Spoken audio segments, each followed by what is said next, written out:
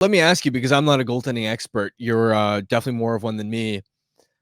What are you seeing from Shilovs in terms of why you believe he's struggling with these shots from distance? What traits make or break a goaltender's success in that department? And overall, how easy is that of an area to improve? How quickly can a goaltender actually make significant strides in that department? It's a complicated question because a lot of it comes down to he just struggles to track pucks, right? And if you struggle to track pucks, there's some different things that you can do. But one thing that kind of stands out to me is go watch game tape of how Jacob Markstrom, of how Anders Nilsson, didn't think you'd hear that name today, Thatcher Demko, how those guys look at pucks through traffic. Okay. And do you know where I'm going with this? No, I don't. They're upright and they're looking over guys. Artūrs Šilovs, he's still tall. Was he 6'3", 6'4"? Something like that? Pretty decently tall. He doesn't do that.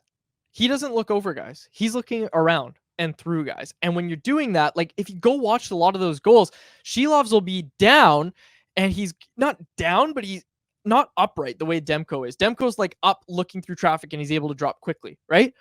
Šilovs a lot of time is looking around, and I think he's falling back into his butterfly is the other thing that I notice is standing up is one thing, and Šilovs isn't going to be able to look over everybody all the time. That's just not going to happen. But you need to make sure that when you go down, A, you're timing that right, which I don't think he is, and B, you're not falling backwards into the net. Because what do we say, Harm? If a guy, okay, let's put it this way. If a guy is coming down at you on the rush.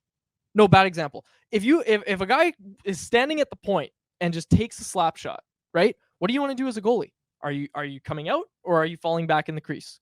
Day one, everybody knows this. You're going toward that shooter. You're cutting down the angle, right? The problem is when there's that traffic, a lot of times you're also worried about a backdoor play. So you're not just going out to the point when there's traffic in front of you. You're not doing that. Not to mention that there's guys right at the edge of the blue paint, right? You're not going out that far.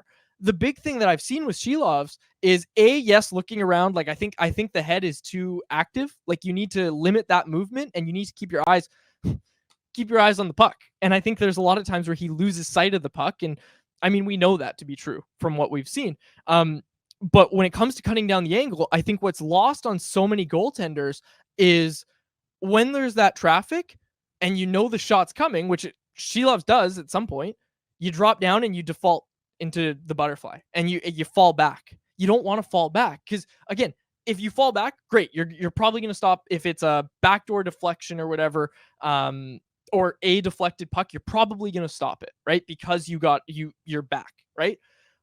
But if the puck gets through, which a lot of these have, you've made the angle worse for yourself. You're taking up less space. Like again, the way I explain it is if there was no traffic and you said, okay, Artūrs, stop this shot, he wouldn't fall back. Understand? Yeah. But as soon as there's traffic, you fall back. And that's one thing that I've seen from Šilovs that I don't love is that there's some falling back into the butterfly. And when I say falling back, I legitimately mean going backwards toward the goal line, right? I don't just mean falling down into the butterfly. I mean, you're also going backwards. And that's to me what's kind of stood out. Yeah, it's also interesting because throughout all of preseason and even in that Calgary game, when the opposition has control of the puck down low in the offensive zone, off the cycle, and there's like a quick pop pass into the slot, which even in last night's game, I don't think the Canucks did a great job of defending those on a couple of occasions.